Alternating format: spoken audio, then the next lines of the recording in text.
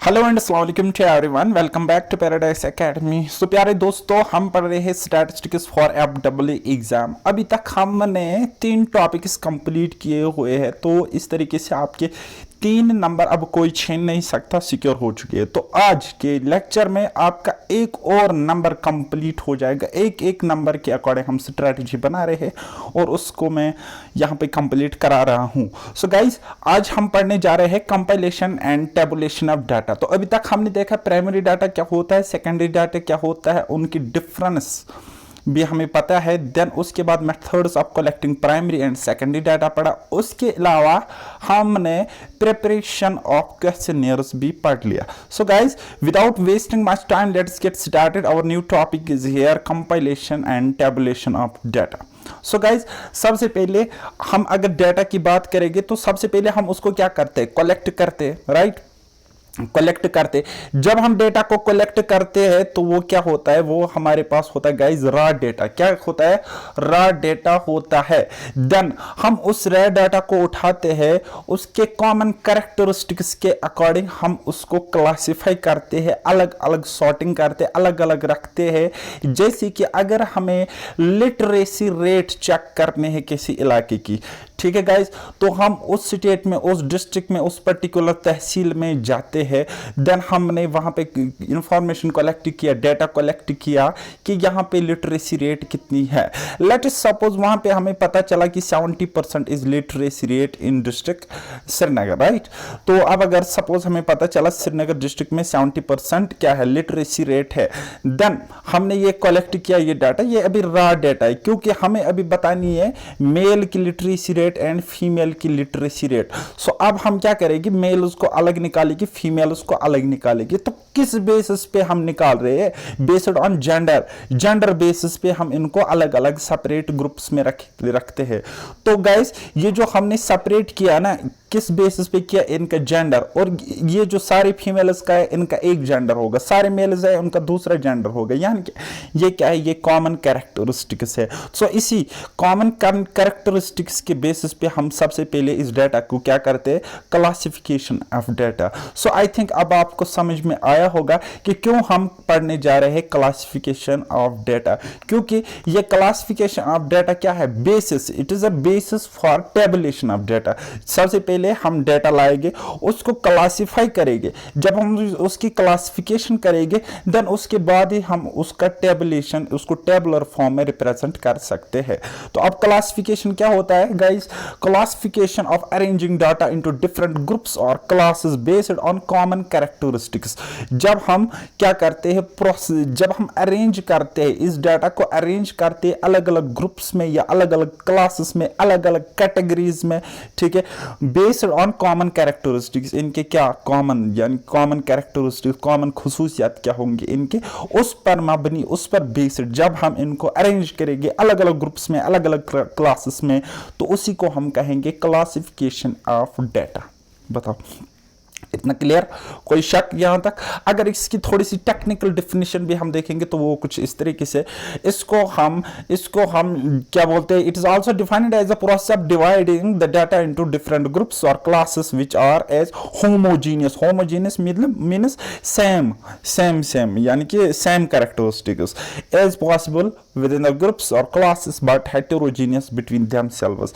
अब ये क्या होता है, ओवरऑल अगर हम कैरेक्टरिस्टिक्स के हिसाब से देखेंगे तो ओवरऑल ये होमोजीनियस होते हैं, लेकिन इंडिविजुअली अलग अलग देमसेल्व्स अगर हम देखेंगे तब ये हेटेरोजीनियस होते हैं, डिफरेंट होते हैं। ठीक है गाइस, अब देखो अगर हम सिर्फ फीमेल्स की बात करेंगे तो फीमेल्स क्या है, वो तो होमोजीनियस है ना, तो उनको हमने सपोज इस क्लास में रखा। ठीक है, अब ये होगी एक फीमेल, ये होगी दूसरी फीमेल, ये होगी तीसरी फीमेल। अगर हम इनको इंडिविजुअली देखेंगे तो इंडिविजुअली ये क्या हेटेरोजीनियस है, क्योंकि यहाँ पे लिटरेसी रेट अलग, यहाँ पे लिटरेसी रेट अलग, यहाँ पे लिटरेसी रेट अलग, और ये यहाँ क्या मतलब हो सकता है, ये विलेजेस होंगे, ठीक है, या कुछ और, या कुछ भी हो सकता है गाइस। तो ये क्या होता है, ये है होमोजीनियस होते हैं मतलब जब हम ग्रुप की बात करेंगे, जब हम उसको क्लासिफिकेशन करेंगे, लेकिन हेटेरोजीनियस क्या होते हैं बिटवीन देमसेल्व्स। इतनी बात समझ में आ गई ना? Okay okay dear. Now next है हमारे पास एक और तरीके से हम इसको समझने की कोशिश करते हैं। ये क्या होता है? एक अरेंजमेंट होता है किसका? रॉ डेटा को हम अरेंज करते हैं in an order of magnitude या किसी सीक्वेंस में, तो उसको हम करेंगे एरे। एरे क्या होता है? देखो, order of magnitude. Order of magnitude क्या होता है? इंक्रीजिंग सीरीज, ठीक है, या फिर डिक्रीजिंग सीरीज। तो इस ऑर्डर ऑफ मैग्नीट्यूड में हम इसको जब अरेंज करेंगे, जिसको हम एरे कहते हैं, तो फिर क्या होता है? An arrangement of observations in the ascending और descending order of magnitude it set to be an ordered array. तो इसी को हम ऑर्डर्ड एरे कहते हैं जब उसको हम असेंडिंग या डिसेंडिंग ऑर्डर में क्या करेंगे? फिट करेंगे या अरेंज करेंगे। ओके, मेरी बात समझ आ रही है? अगर कैरेक्टरिस्टिक्स की बात करेंगे तो कैरेक्टरिस्टिक्स क्या होते हैं? इट शुड बी अनएम्बिग्यूअस मतलब क्लियर कट होना चाहिए, मतलब कुछ भी कंफ्यूजन नहीं होना चाहिए, डबल मीनिंग वगैरह नहीं होनी चाहिए। फ्लेक्सिबल टू एडजस्टमेंट्स, फ्लेक्सिबल होना चाहिए। ये फ्लेक्सिबल होता है एडजस्टमेंट्स के लिए। एडजस्टमेंट्स मतलब किसी जगह पे अगर हमें लगा कि कोई चेंज करना है, किसी जगह पे लग रहा है कि कुछ ज़्यादा फ्लक्चुएशंस आ रही है, तो हम उस जगह पे जाके एडजस्टमेंट कर सकते हैं। तो ये इसकी क्या है? ये एक इसकी खासियत है, खुसूसियत है। Okay guys, now it should perform homogeneous grouping, ठीक है, ये परफॉर्म करना चाहिए। कौन? क्लासिफिकेशन परफॉर्म करना चाहिए होमोजीनियस ग्रुपिंग, और ये होमोजीनियस ग्रुपिंग को परफॉर्म करता भी है। आगे आपको मैं दिखाऊंगा कैसे। It is basis should be clearly defined, इसका बेस क्या होता है? क्लियरली डिफाइन होता है, क्योंकि गिवन होता है कि अगर आप क्लासिफाई करते हो, कोई डाटा आपको मिला तो इनको आप अलग अलग क्लासिफाई यहाँ पे करते हो, तो उसका बेसिस क्लियरली डिफाइन होता है कि किस बेसिस पर हम इनको अलग अलग क्लासिफाई करते, अलग अलग ग्रुप्स में इनको डिवाइड करते। Right, getting my point. Objectives की अगर हम बात करेंगे तो इसके ऑब्जेक्टिव क्या है? इसका ये सबसे पहला ऑब्जेक्टिव है कि ये सिंपलीफाई करता है ह्यूज डेटा। अब ये ह्यूज डेटा क्या है? जब आपने प्राइमरी कलेक्शन किया डाटा का, वो रॉ डेटा आपके पास था, ठीक है।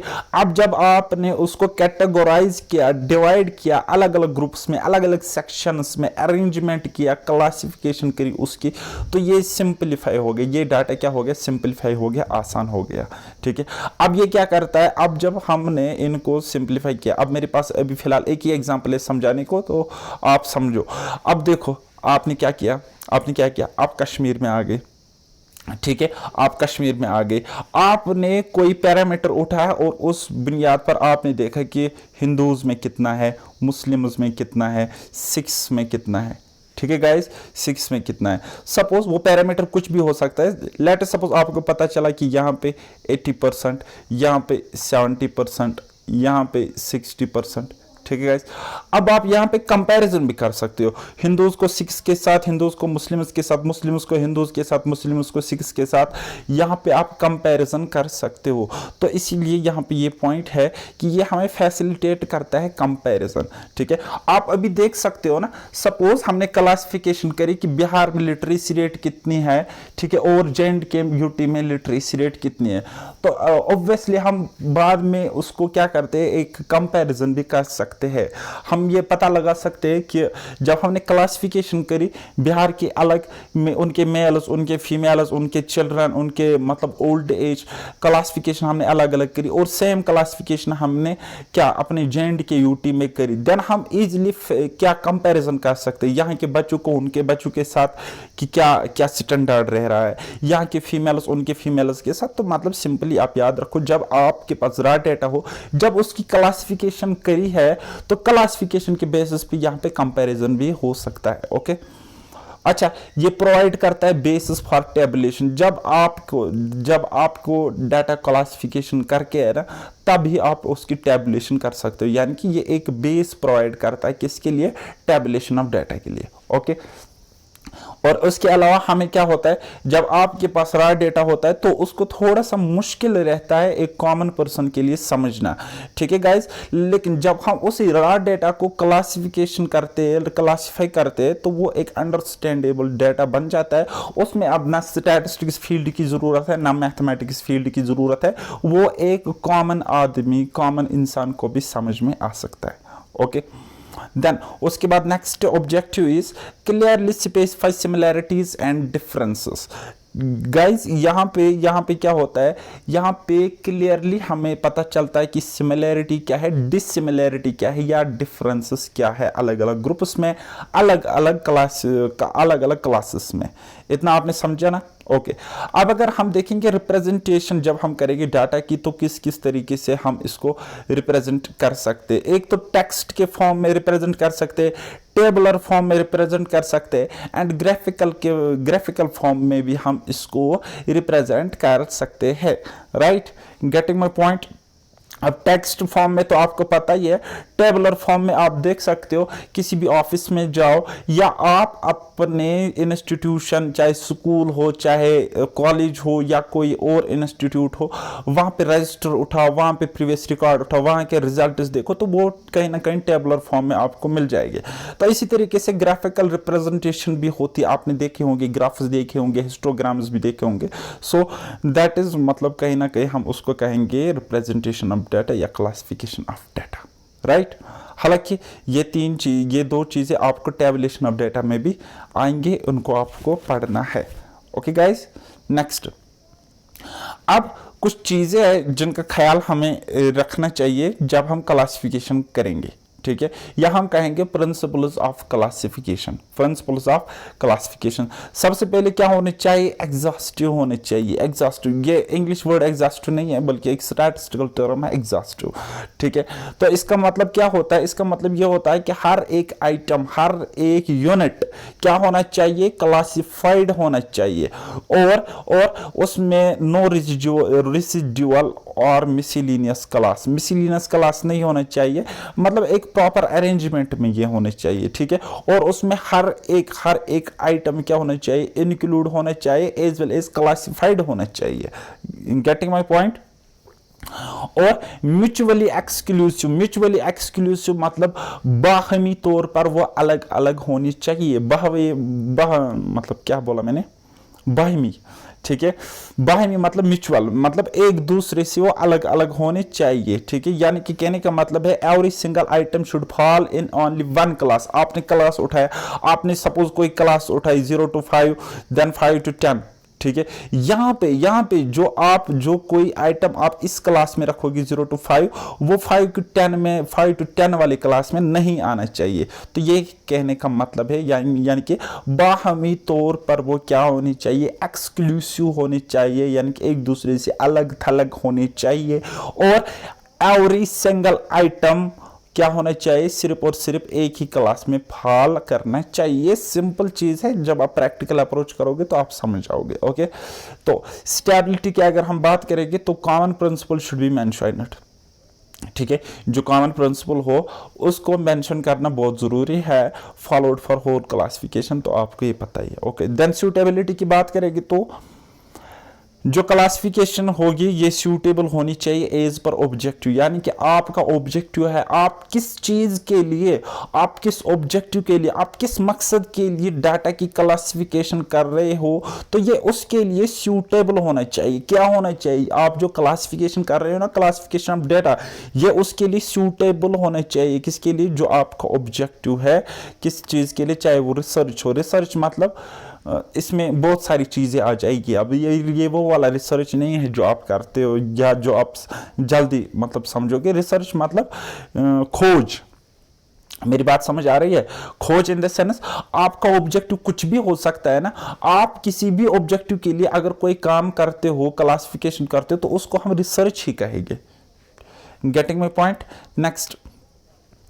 Next is flexibility. Flexibility is what classification should be adjustable. तो ये मैंने आपको पहले भी पॉइंट बताया कि अगर इसमें कहीं भी किसी एडजस्टमेंट की रिक्वायरमेंट पड़ती है तो ये उस लायक होना चाहिए कि हम वहां पे एक पॉसिबल एडजस्टमेंट बना सके, कर सके। Okay. Homogeneity means data items of A class should be similar in characteristics. अब होमोजेनिटी मतलब जिनकी कैरेक्टरिस्टिक्स एक जैसी हो, सिमिलर हो। और अगर आपने कोई डाटा क्लासिफाई किया अलग अलग ग्रुप्स में, अलग अलग अरेंजमेंट्स में, अगर आपने जब वो डाटा क्लासिफाई किया, अरेंज किया, तो on the base of similar characteristics करोगे ना, तो वही होता है guys homogeneity. Right, getting my point. Next, अगर हम देखेंगे कि स्टैटिस्टिकल सीरीज या क्लासिफिकेशन क्या होता है, कैसे करते, तो वो आप देख सकते हो। तो स्टैटिस्टिकल क्लासिफिकेशन या सीरीज का मतलब होता है arrangement of data in logical order. जब लॉजिकल ऑर्डर में हम अरेंजमेंट करेंगे किसका, डाटा का। Getting my point. तो अब ये सीरीज क्या होती है हमारे पास, देखो गाइड्स, बेस्ड ऑन, सबसे पहले हम देखेंगे स्टैटिस्टिकल सीरीज के दो ब्रॉड कैटेगरीज है। एक होता है बेस्ड ऑन कैरेक्टरिस्टिक्स, एक होता है बेस्ड ऑन कंस्ट्रक्शन। तो बेस्ड ऑन कैरेक्टरिस्टिक्स हम सबसे पहले यहां पे समझेंगे। तो जब हम बेस्ड ऑन कैरेक्टरिस्टिक्स क्या होता है, इनकी खुसूसियत, इनकी खासियत, ठीक है। तो इसमें हम फर्दर इसको सब डिवाइड करते चार पार्ट्स पे। एक होता है टाइम सीरीज, एक होता है सिपेटियल सीरीज, एक होता है कंडीशन सीरीज, एक होता है magnitude series. Similarly in case of construction, based on construction जब हम करेंगे तो एक होती है हमारे पास इंडिविजुअल सीरीज, एक होती है हमारे पास कॉन्टिन्यूअस सीरीज, और एक होती है हमारे पास डिस्क्रीट सीरीज। सो गाइज, ये individual series, continuous series and discrete series क्या है, घबराने की जरूरत नहीं है। अभी बस याद रखो, समझाने की जरूरत में मुझे है, ठीक है। तो मेरा ये काम है आपको समझाना, मेरा ये काम है आपकी सारे concepts from zero to hero level यहाँ पे क्लियर करना। सो गाइस, घबराना नहीं है, बस आप समझने की कोशिश करो, याद रखने की कोशिश मत करो, याद तो खुद ही रहेगा। ओके। तो अगर हम बात करेंगे यहाँ पे सिंपल मतलब होता है सिंपल क्लासिफिकेशन मीन्स जहाँ पे एक एट्रीब्यूट वन कैरेक्टरिस्टिक्स होगा। Manifold classification means more than one attribute, या ज्यादा क्वालिटीज होंगी, ज्यादा कैरेक्टरिस्टिक्स होंगे।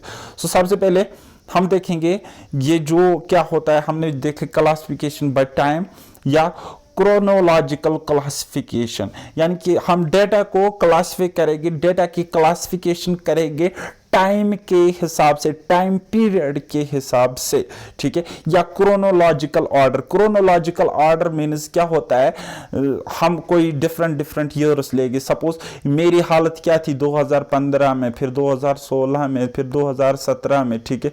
तो ये मैं क्या लेता हूं, इसी को हम कहते हैं क्रोनोलॉजिकल ऑर्डर।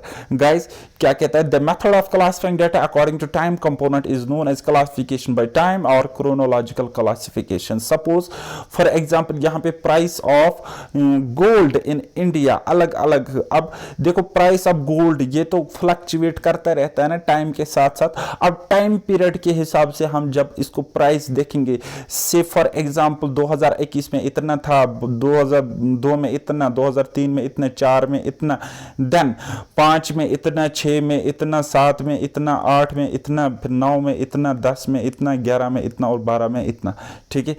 तो ये हम क्या देखते हैं, एक प्रकार से हम यहाँ पे कंपैरिजन भी कर सकते हैं कि प्राइस थी गोल्ड की इतनी 2001 में और 2012 में इतनी है। लेकिन ये जो हमने जो हमने सीक्वेंस देखे, ये जो हमने क्लासिफिकेशन देखी यहाँ पे प्राइस ऑफ गोल्ड की, ये हमने ईयर्स लिए ना यहाँ पे, यानी कि हमने टाइम लिया, यानी कि हमने टाइम पीरियड एक साल का लिया। तो इसको हम कहेंगे क्रोनोलॉजिकल क्लासिफिकेशन या classification by time. Are you getting my point? कोई शक? चलो जी, दूसरा होता है क्लासिफिकेशन बाय स्पेस, या इसको हम कहते हैं स्पेटियल क्लासिफिकेशन, या इसको हम कहेंगे जियोग्राफिकल क्लासिफिकेशन। अब यहाँ पे जियोग्राफी आ गया ना, यानी कि हम क्या करते हैं, हम यहाँ पे क्लासिफिकेशन करते हैं data reference to geographical location, location के हिसाब से, जियोग्राफिकल लोकेशन के हिसाब से जब हम डाटा की क्लासिफिकेशन करेंगे, जब डाटा को क्लासिफाई करते हैं तो उसी को हम कहेंगे स्पेटियल क्लासिफिकेशन। से फॉर एग्जांपल मैंने यहाँ पे इंडिया के अलग अलग स्टेट्स लिए हैं, ठीक है, और मैं क्या डाटा कलेक्ट कर रहा हूँ, डाटा तो ऑलरेडी कलेक्टेड था मेरे पास कि पूरे इंडिया में, से फॉर एग्जांपल पूरे इंडिया में एक कुछ इतने नंबर ऑफ स्कूल्स है, ठीक है, तो पूरे इंडिया में इतने नंबर ऑफ स्कूल्स है, तो अब ये मेरे पास रॉ डेटा है। अब जब मैं उनको क्या करूंगा, जियोग्राफिकल क्लासिफिकेशन करोगे, यहां पे कॉमन कैरेक्टरिस्टिक्स अगर हम देखेंगे तो क्या है, वो है जियोग्राफिकल लोकेशन, जियोग्राफिकल लोकेशन, और जियोग्राफिकल लोकेशन के अकॉर्डिंग हमने स्टेट्स को अलग अलग दिखाया यहां पे, ठीक है।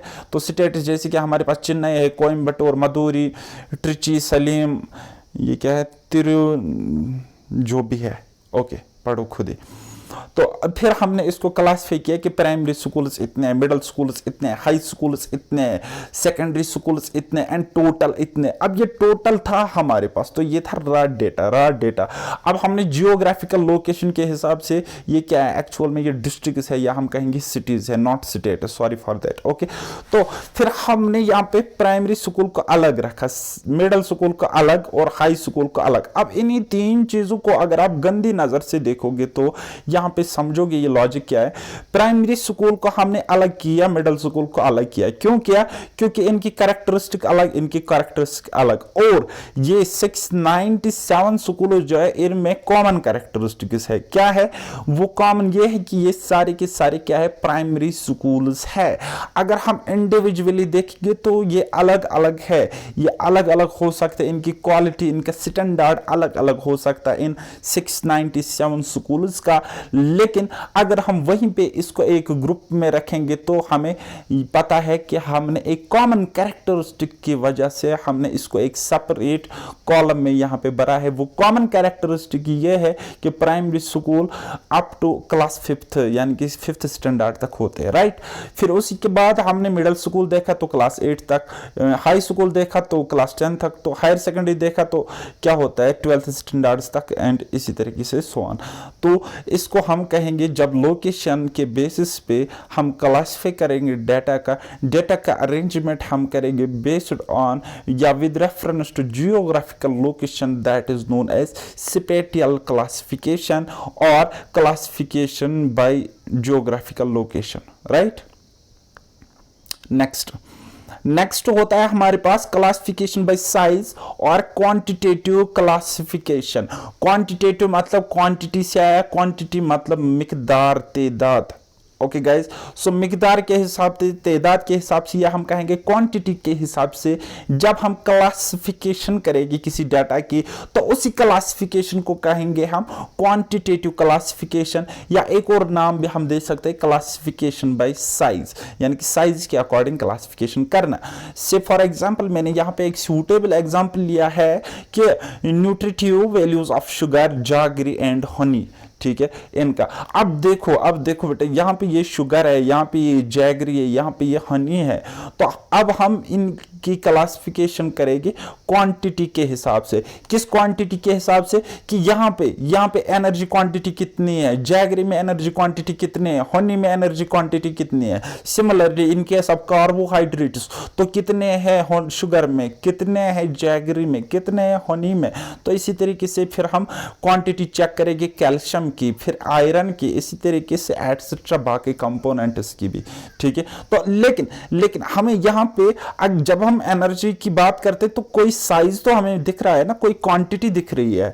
से फॉर एग्जांपल यहाँ पे 398 मैंने लिखा है, तो वहीं पे अगर हम हनी के केस में देखेंगे सो 313 कैलोरीज हमें क्या दिख रही है, क्वांटिटी दिख रही है। Similarly in case of jaggery अगर हम कैल्शियम कंटेंट देखें तो कितना मिल रहा है हमें 80, वहीं पे अगर हम आयरन की बात करेंगे 2.65, वहीं पे अगर हम कार्बोहाइड्रेट्स इन ग्राम्स में बात करेंगे तो कितना मिल रहा है 95.0, या हम कहेंगे सिंपली 95।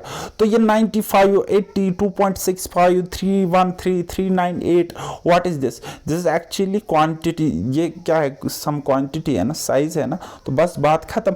अगर हम क्वांटिटी के अकॉर्डिंग क्लासिफिकेशन ऑफ डाटा करते हैं, that is known as classification of data by quantity, okay, या quantitative classification. Getting my point? Now next we have classification by attributes और qualitative classification। अब क्या होता है, अगर हम मैथमेटिक्स में देखेंगे या स्टैटिस्टिक्स में देखेंगे, कैलकुलेशन हमेशा क्वांटिटी की होती है, ना कि क्वालिटीज की होती है, क्योंकि क्वालिटी क्या होती है, एक कैरेक्टरिस्टिक्स ही तो होती है, ठीक है। लेकिन स्टैटिस्टिक्स एक ऐसा सब्जेक्ट है, एक ऐसा मतलब फील्ड है जो क्वालिटी को क्वांटिटी के टर्म्स में चेंज करके उसका मतलब वो अलग अलग कंक्लूजन्स निकालते हैं, अलग अलग टेस्ट करते हैं, बाकी सारी चीज़ें जो भी करना होगा, ठीक है, आउटकम्स वगैरह निकालते हैं। तो हम वहाँ पे अभी नहीं जाएंगे, अभी हम बिल्कुल बच्चे हैं, फ्रेशर्स है, स्टैटिस्टिक्स को समझने की कोशिश कर रहे हैं। तो गाइस नेक्स्ट जब हम क्लासिफिकेशन करते हैं डाटा की, वो क्लासिफिकेशन बेस्ड ऑन एट्रीब्यूट्स या क्वालिटेटिव क्लासिफिकेशन, यानी कि ये क्लासिफिकेशन किस पर बेस्ड होती है, क्वालिटीज पर। अब इसको थोड़ा सा गहराई से समझने की कोशिश करो। The method of classifying statistical data on the basis of attribute is said to be classification by attributes or qualitative classification. Examples of attributes include nationality, ठीक है, religion, gender, marital status, literacy, ठीक है। ये अगर हम देखेंगे ये सारे के सारे, इसमें क्वांटिटी की बात नहीं बल्कि क्वालिटी की बात हो रही है। रिलीजन क्या है, this is quality, this is an attribute. Gender is what, एक एट्रीब्यूट ही तो है। मैरिटल स्टेटस क्या है, एट्रीब्यूट। Literacy attribute. तो इसकी हम क्लासिफिकेशन करेंगे, इसकी हम क्लासिफिकेशन बेटा करते हैं। अगर हम यहाँ पे देखेंगे, सपोज हम किसी यूटी में गए, J&K यूटी में गए, तो सबसे पहले हमें मिली पॉपुलेशन। तो पॉपुलेशन का कोई नंबर मिला होगा ना, तब हम उस पॉपुलेशन को अलग अलग कैटेगराइज करेंगे। तो मैंने मेल्स अलग रखे, फीमेल्स अलग रखे। अब फीमेल्स अलग रखे बेस्ड ऑन जेंडर, मेल्स अलग रखे बेस्ड ऑन जेंडर। और ये जेंडर क्या है, what is gender? Gender is an attribute. Gender क्या है, एक एट्रीब्यूट है।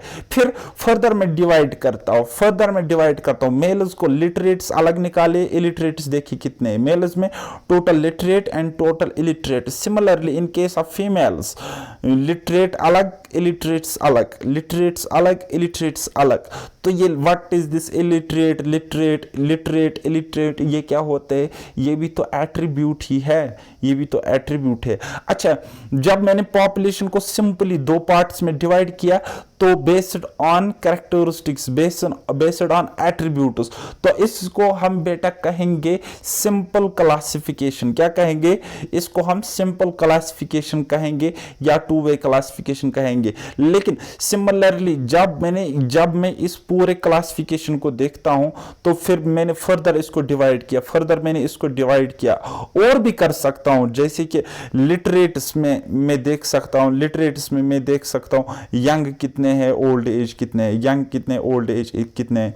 फिर इलिटरेट्स में देखता हूं यंग कितने हैं, ओल्ड एज कितने हैं। फिर यहां पर भी इसी तरीके से, यानी कि ये क्लासिफिकेशन में और भी ज्यादा लंबी ले सकता हूं चाहूं तो। लेकिन अगर लंबी क्लासिफिकेशन है, यानी कि सिंपल क्लासिफिकेशन के बगैर जो भी कोई क्लासिफिकेशन होगी या लंबी कॉम्प्लेक्स क्लासिफिकेशन होगी, उसको हम कहेंगे मैनीफोल्ड क्लासिफिकेशन। तो ये एक्स्ट्रा पॉइंट मैंने बताना नहीं था, तो लेकिन अब मैंने बता दिया तो कोई मसला नहीं है। अगर समझ में नहीं आया तो मत समझो, आगे आप खुद ब खुद समझ जाओगे। This is my word. Next, हो सकता है आपको लगता होगा तारिक सर हमें ज़्यादा तेज़ पढ़ा रहे हैं, फास्ट पढ़ा रहे हैं। तो गाइज थोड़ी सी स्पीड आप अपने हिसाब से इसकी एडजस्ट करना है, क्योंकि बिकॉज मेरा टारगेट यह है कि 1 महीने में आपका सिलेबस कंप्लीट करूंगा। अब मैं आपको आराम आराम से पढ़ा के सिलेबस तो कंप्लीट करा लेता, लेकिन वो आपके साथ इनजस्टिस होगा अगर मैं आराम से स्लो स्पीड में पढ़ाने बैठूं और 1 महीने में मैंने आपका सिलेबस कंप्लीट किया। तो आगे आपको भी पता है सीबीटी एग्जाम होना है, तो क्वेश्चन का लेवल पता नहीं क्या होगा, इजी भी हो सकता है, टफ भी हो सकता है, मैं प्रिडिक्ट नहीं कर सकता हूं। लेकिन मैं आपको वर्स्ट सिचुएशन के लिए अगर प्रिपेयर करवा रहा हूं यहां पे, तो मेरा ये टारगेट रहेगा कि मैं आपको यहां पे एक अच्छा कंटेंट दे दूं। सफिशिएंट क्वांटिटी आपको मिलनी चाहिए कंटेंट की, आपसे कोई क्वेश्चन छूटना नहीं चाहिए, आपको ये नहीं लगना चाहिए कि हमने ऊपर ऊपर से पढ़ा है। तो अब अगर हमें ज्यादा पढ़ना है और कम टाइम में पढ़ना है, तो एक ही तरीका मेरे पास है कि मैं अपनी स्पीड थोड़ी सी ज्यादा मतलब वो लगाऊं यहां पे। तो इसलिए आपको अगर लग रहा है कि ज़्यादा तेज़ पढ़ा रहा हूँ तो प्लीज़ मुझे बता भी देना, ठीक है, मैं उस हिसाब से एडजस्ट करूँगा। लेकिन एक रिक्वेस्ट है, ये आप जो वीडियो देख रहे हो इसकी स्पीड आप अपने हिसाब से एडजस्ट कर सकते हो। 0.75 के पर देखो, या आपको कहीं पे लग रहा है कि मैं स्लो पढ़ा रहा हूँ, तो आप वहाँ पे स्पीड इंक्रीज करके भी देख सकते हो। Getting my point. अब जब हमने क्लासिफिकेशन समझी तो अरेंजमेंट ऑफ डेटा, ठीक है, तो इसको भी हम देखेंगे।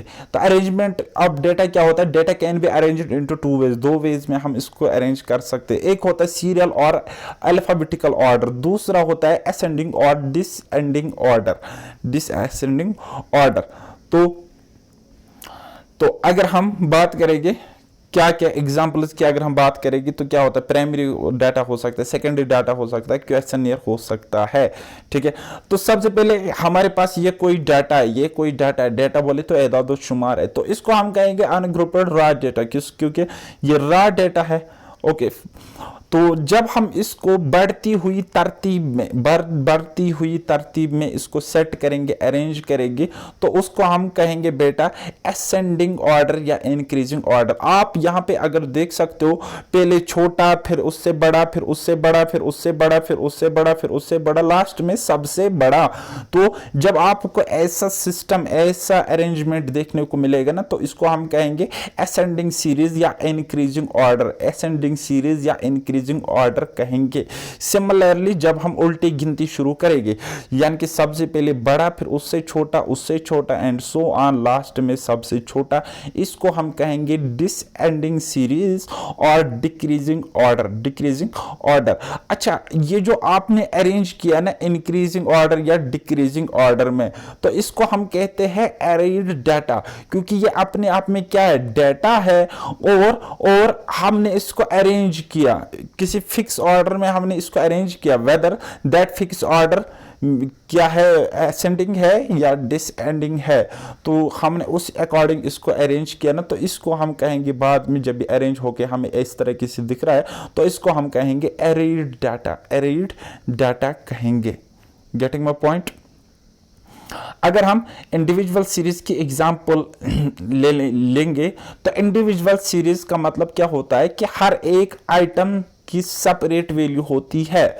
ये सपोज स्टूडेंट का नेम ए है, फिर दूसरा बी है, तीसरा सी है एंड चौथा डी है। इनका वेट्स अलग अलग है, इनका वेट्स अलग अलग, तो यहाँ पे ये इंडिविजुअली अलग अलग है ना, तो इसको हम इंडिविजुअल सीरीज कहेंगे। वहीं पे अगर हम डिस्क्रीट सीरीज कहेंगे तो वो क्या होता है, अब यहाँ पे नंबर ऑफ स्टूडेंट्स थे less, there were less number of students, only 4, सिर्फ और सिर्फ यहाँ पे 4 स्टूडेंट्स थे, है ना। तो अब यहाँ पे 4 स्टूडेंट्स थे, तो हम इजीली बता सकते इनका ये बता सकते। अब अगर इसी तरीके से ये स्टूडेंट सपोज टोटल 200 हो सकते, 200 थे, तो हम क्या करेंगे, तो हम क्या करेंगे, या ये स्टूडेंट्स नहीं है, से फॉर एग्जांपल ये एम्प्लॉयज है, ये एम्प्लॉयज है। अब बहुत सारे एम्प्लॉयज है, सेपरेटली तो नहीं दिखाएंगे ना किसी, तो एक और इजी तरीका है एक, अब यहाँ पे इंडिविजुअल सीरीज, इंडिविजुअल स्कोर जब हमें दिखाना थोड़ा मुश्किल पड़ रहा है, तब हम स्विच करते हैं डिस्क्रीट सीरीज पर, डिस्क्रीट फ्रीक्वेंसी डिस्ट्रीब्यूशन हम उसको कहेंगे। उनमें हम क्या देखते हैं, हम उस वहां पे इंडिविजुअल को कैटेगराइज करेंगे। से फॉर एग्जांपल हमारे पास नंबर ऑफ एम्प्लॉयज है, हम देखेंगे कि 30,000 की सैलरी कितने पर्सन को है, तो वो 28 को है। वहीं पे 35,000 सैलरी 29 एम्प्लॉयज को है, 70,000 10 एम्प्लॉयज, 80,000 15 एम्प्लॉयज। यानी कि टोटल एम्प्लॉयज अगर हम यहाँ पे इंडिविजुअली देखेंगे ना, वो कितने 29 प्लस 28 प्लस 29 प्लस 10 प्लस 15, यानी कि 25 या 75, 75 तो 4 हो गए 79, 79 प्लस 3 हो गए 82, कितने टोटल यहाँ पे 82 है। अब 82 को हमने इतना आसानी से दिखाया, क्यों दिखाया, क्योंकि हमने इनको ग्रुप्स में कैटेगराइज किया, अलग अलग ग्रुप्स में हमने रखा, अरेंज किया अलग अलग ग्रुप्स में, क्यों, कॉमन कैरेक्टरिस्टिक्स के बेस पे। अब ये कैरेक्टरिस्टिक्स कॉमन क्या है इनमें, कॉमन तो सैलरी है ना, इक्वल सैलरी। देखो इन 28 लोगों को मिल रही है 30,000, तो ये 30,000 इनकी सैलरी है, इस बेसिस पर हमने इसको एक ही कैटेगरी में रखा, एक ही ग्रुप में रखा। और ये कितने हैं, 30,000 सैलरी लेने वाले कितने लोग हैं, यानी कि नंबर ऑफ इंडिविजुअल्स, नंबर यानी कि सिंपली नंबर हम कहेंगे कितना है, कितने लोग हैं, इनका तादाद कितना है, इनका अदद कितना है, तो उसी को हम बेटा फ्रीक्वेंसी कहते हैं। तो ये पॉइंट ऐड करके रखना, इसको हम फ्रीक्वेंसी कहते हैं। फ्रीक्वेंसी मतलब कोई आइटम, कोई नंबर कितने टाइम्स है हमारे डेटा में, हमारे डेटा में कोई नंबर, कोई इंडिविजुअल कितने टाइम एग्जिस्ट करता है, कितने नंबर क्या है उसका, टेली क्या है उसका, तो उसी को हम फ्रीक्वेंसी कहते हैं। ओके अच्छा, frequency can be obtained by using tally, ये आपको पता होगा, अगर नहीं पता है तो मैं आपको बताऊंगा।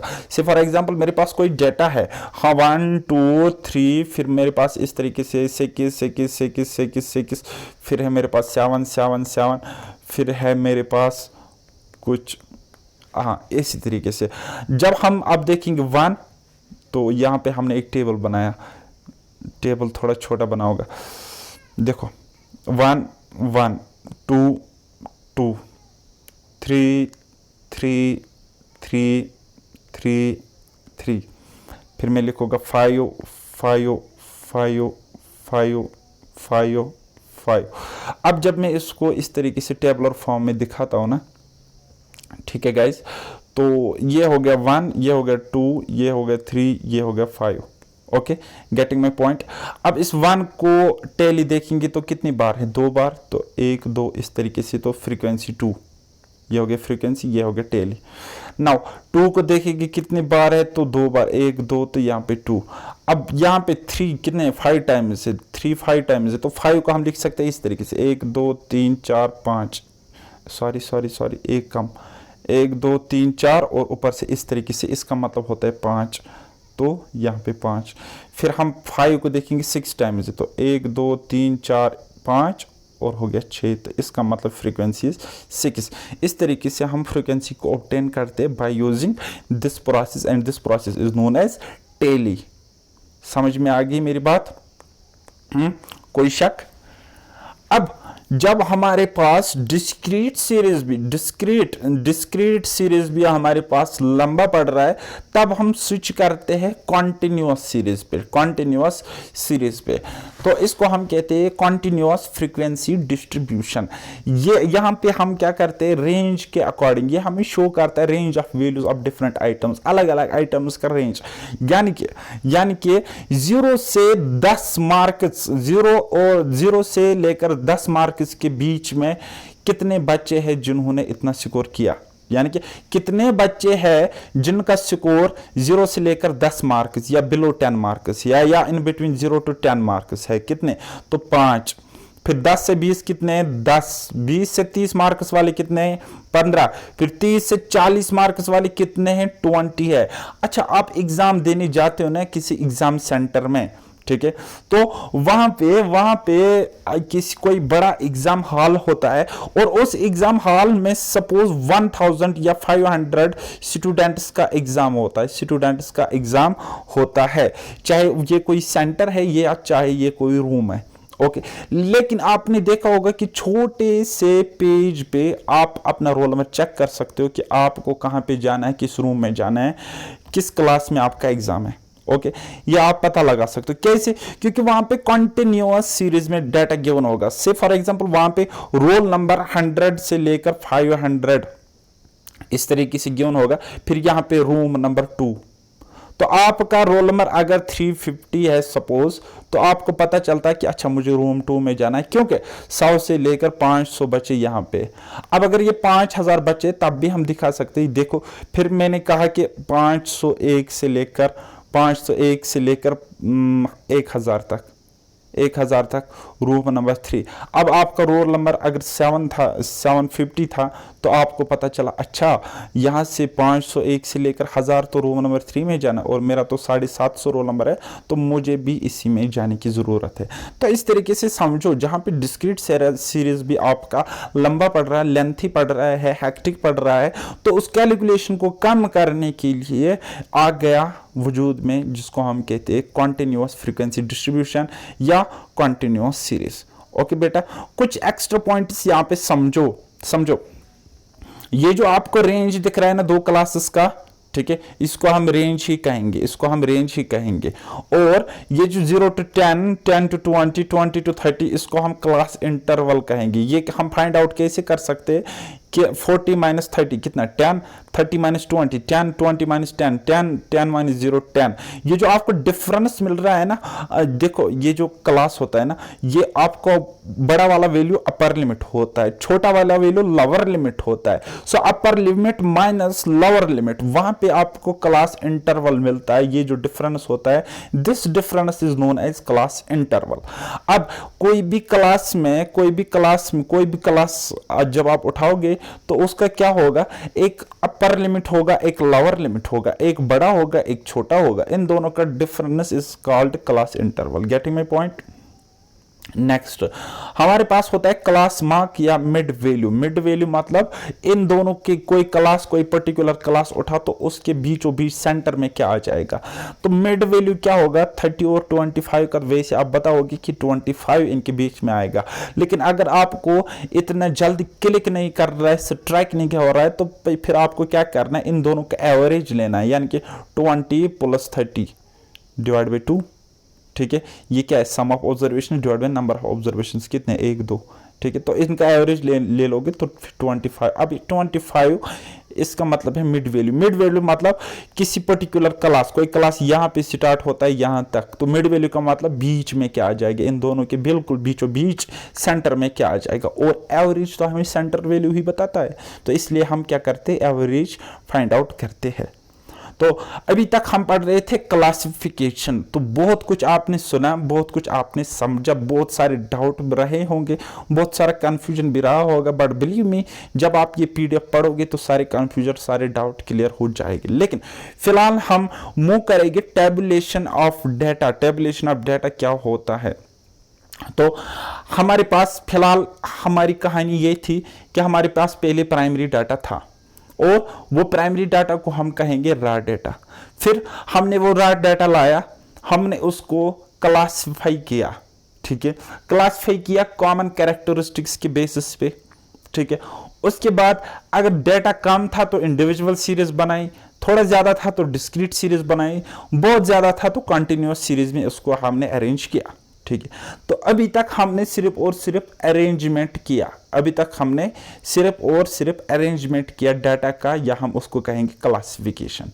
अब हमने क्लासिफाई किया, हमारे पास एक क्लासिफाइड डाटा पहुंचा, तो अब हम जब उसको टेबुलर फॉर्म में रिप्रेजेंट करेंगे, किसी सिस्टमेटिक या लॉजिकल रिप्रेजेंटेशन हम इस न्यूमेरिक डाटा की करेंगे, रोज में दिखाएंगे और कॉलम्स में दिखाएंगे। अब रोज एंड कॉलम्स कहां पे होते हैं, टेबल में होते हैं ना, तो अब हम उसको कहते हैं टेबुलेशन ऑफ डाटा। ठीक है, बस इतनी डिफिनीशन है। हालांकि टेक्निकल डिफिनीशन बहुत ज़्यादा है, आपको उतना समझने की ज़रूरत नहीं है। सिंपल वे में याद रखो, जब हम सिस्टमैटिक एंड लॉजिकल रिप्रेजेंटेशन करते हैं किसी न्यूमेरिक डाटा को और उस डाटा को दिखाते हैं इन रोज एंड कॉलम्स, उसी को हम कहते हैं टैबुलेशन ऑफ डाटा। ऑब्जेक्टिव्स की अगर हम बात करेंगे तो क्या क्या करता है ये सिंप्लीफाई करता है कॉम्प्लेक्स डाटा को, इंपॉर्टेंट फीचर्स हमें दिखाता है, ब्रिंग आउट करता है, हमारे सामने लाता है important features of given data या क्लासिफाइड डाटा, और फैसिलिटेट करता है कंपैरिजन। अब टैबुलेशन के केस में भी हम कंपैरिजन कर सकते हैं और क्लासिफिकेशन जब हमने करी तब भी हम कंपैरिजन कर सकते हैं। Getting my point? नाउ ये फैसिलिटेट करता है स्टैटिस्टिकल एनालिसिस, यानी कि फर्दर एनालिसिस अगर करनी है तो ये हमें फैसिलिटेट करता है। जब आपके पास टेबुलर फॉर्म में डाटा आ गया, डीसी साहब के पास आ गया, एसडीएम साहब के पास आ गया, या किसी आरबीआई गवर्नर के पास आ गया, किसके फॉर्म में आ गया? टेबुलर फॉर्म में आ गया। अब उसको वहां टेबुलर फॉर्म में जब उसके पास डाटा मिला तो मोटे मोटे तौर पे उसको लूप होल्स भी दिखेंगे, पॉजिटिव पॉइंट्स भी दिखेंगे और नेगेटिव पॉइंट्स भी दिखेंगे based on this tabulation of data. Okay, तब वहां पे वो फर्दर स्टैटिस्टिकल एनालिसिस कर सकता है, चाहे खुद करेगा या किसी स्टैटिस्टिशियन को बुला के करेगा। Okay, getting my point? Now to save space and time, ये क्या हमें टाइम बचा के देता है। तो अब देखो, किसी के पास टेबुलर फॉर्म में डाटा पहुंच गया तो वो 5 मिनट में समझ जाएगा, 5 मिनट में समझ जाएगा। लेकिन क्या ये 5 मिनट जितना आसान काम था? No, not at all. इसके अलग अलग प्रोसेस थे। पहले हमने प्राइमरी ग्राउंड लेवल पे जाके हमने डाटा कलेक्ट किया, तब वो रॉ डाटा था। फिर उसको क्लासिफाई किया, उसका अरेंजमेंट किया, उसको अलग अलग सीरीज में अलग अलग हिसाब से उसको अरेंज करके अब हमने टेबुलर फॉर्म में उसको रिप्रेजेंट किया। अब जब टेबुलर फॉर्म में रिप्रेजेंट किया तब जाके वो आसान बना। क्या? किस चीज के लिए? स्टैटिस्टिकल एनालिसिस करने के लिए या समझने के लिए। तो अब अगर किसी डीसी साहब को चाहिए था ये डाटा, उसको बताते खुद लाओ जाके, तो उसका 1 साल भी लग सकता था, 1 महीना, 5 महीने भी लग सकते थे। तो इस 5 मिनट में उसने खत्म किया, वो इसलिए क्योंकि ये क्या था, ये ऑलरेडी मतलब हमने इस पे काम किया था। तो ये जो टैबुलेशन ऑफ डाटा है, टेबुलर फॉर्म में जो रिप्रेजेंटेशन होती है डाटा की, ये टाइम भी बचाता है और बाकी कंपोनेंट्स भी सेव करता है। Getting my point? अगर हम लिमिटेशंस की बात करेंगे तो लिमिटेशंस क्या है? लेक ऑफ डिस्क्रिप्शन, यानी कि ज्यादा डिटेल यहाँ पे मौजूद नहीं होती। यहाँ पे मोटे मोटे तौर पर फैक्टर्स दिखाए जाते, फिगर्स दिखाए जाते हैं। Incapable of presenting individual items, वही बात है। ठीक है, तो आपको पता चला कि टोटल फीमेल्स की लिटरेसी रेट है 70%। आपको पता चला, ये आपको मोटे मोटे तौर पर पता चला। ठीक है, अब आप इंडिविजुअली यहाँ पे पता नहीं लगा सकते क्योंकि टेबुलर फॉर्म में आपको सिर्फ दिखा लिटरेसी रेट ऑफ फीमेल्स से 70%। आप ये खुद नहीं कह सकते जब तक आपको वहां पे नोटिफाई गिवन नहीं होगा कि अर्बन में कितनी लिटरेसी रेट है, रूरल में कितनी लिटरेसी रेट है, या एज के हिसाब से कितनी लिटरेसी रेट है, ओल्ड एज में कितने, यंग एज में कितने हैं, अडल्ट एज में कितने हैं। तो आप ये बता नहीं सकते। यानी कि इंडिविजुअल, यानी कि क्या कहने का मतलब क्या है, ये इनकैपेबल होता है presenting individual items. Getting my point? यहाँ पे मोटे मोटे तौर पर आपको आइटम्स दिख रहे हैं। Needs ample knowledge and understanding, आपको एक नॉलेज भी होनी चाहिए एंड अंडरस्टैंडिंग भी होनी चाहिए। किस चीज की? टैबुलेशन ऑफ डाटा की। Getting my point? अब टैबुलेशन ऑफ डाटा जब हम करते हैं तो कुछ चीज़ों का ख्याल रखना पड़ता है और कुछ नॉलेज हमें होनी चाहिए। अगर आप टैबुलेशन ऑफ डाटा करोगे तो यहाँ पे सबसे ऊपर टॉप में होता है टेबल नंबर, से फॉर एग्जांपल टेबल नंबर 33। उसके बाद टाइटल होता है कि किस चीज़ के रिलेटेड ये आप बनाते हो। ठीक है, फिर यहाँ पे हेड नोट होता है जस्ट अबव द टेबल। ठीक है, ओके।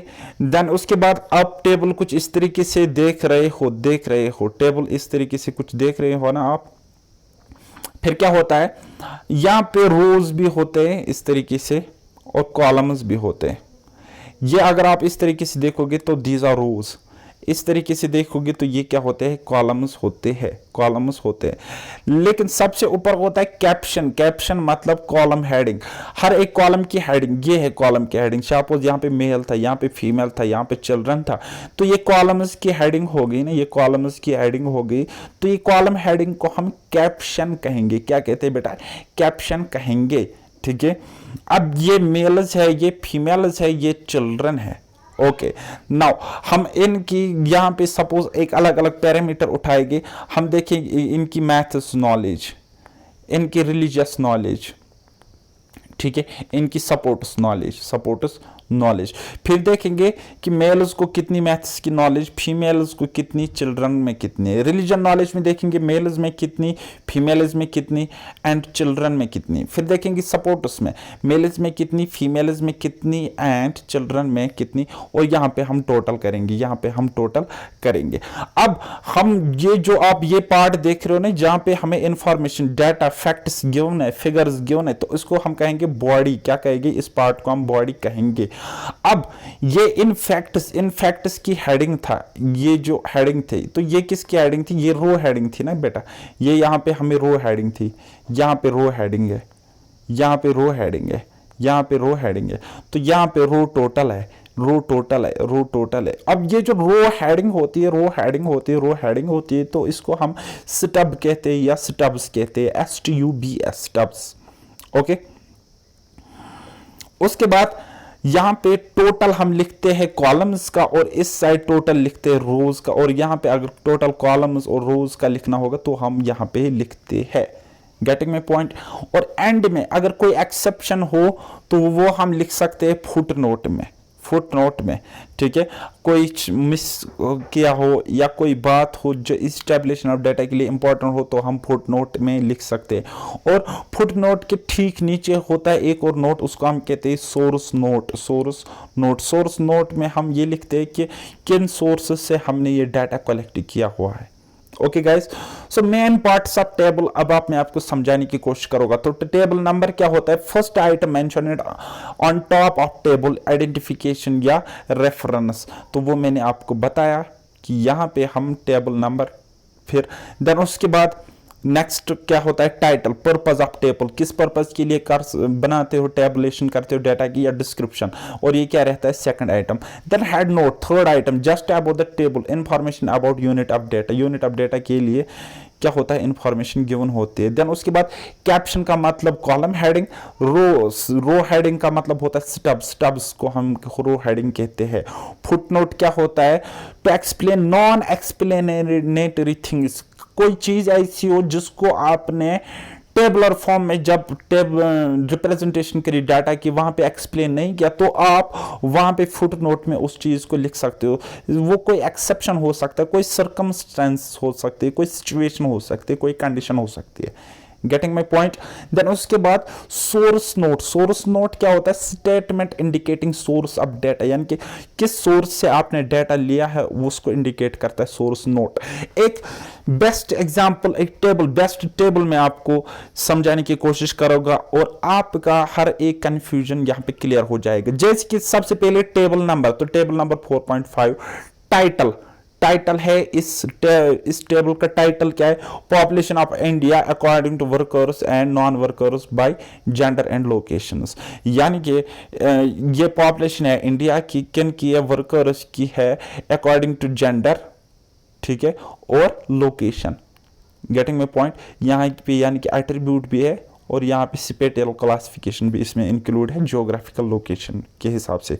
ओके, तो अब आपने टाइटल समझे। फिर क्या होता है, कॉलम हेडिंग होती है, यानी कि जिसको हम कैप्शन कहते हैं। ये देखो, ये देखो, ये है कॉलम की हेडिंग, तो कैप्शन, ये भी कैप्शन है, इसको भी हम कैप्शन कहेंगे, इसको भी हम कैप्शन कहेंगे। यानी कि कॉलम की हेडिंग जो आपको दिख रही है ना, हर जगह पे जो कि आपको कॉलम की हेडिंग दिख रही है उसको हम कैप्शन कहेंगे। वहीं पे आपको जो इस रो की हेडिंग यहाँ पे दिख रही है, इस रो की हेडिंग यहाँ पे दिख रही है, इस रो की हेडिंग यहाँ पे दिख रही है, देखिए ये रूरल, अर्बन, ऑल। अब ये जो तीन हेडिंग्स आपको दिख रही है हर एक रो की, इन्हीं को हम कहते हैं रो हेडिंग्स या स्टब्स। गेटिंग माई पॉइंट, बताओ।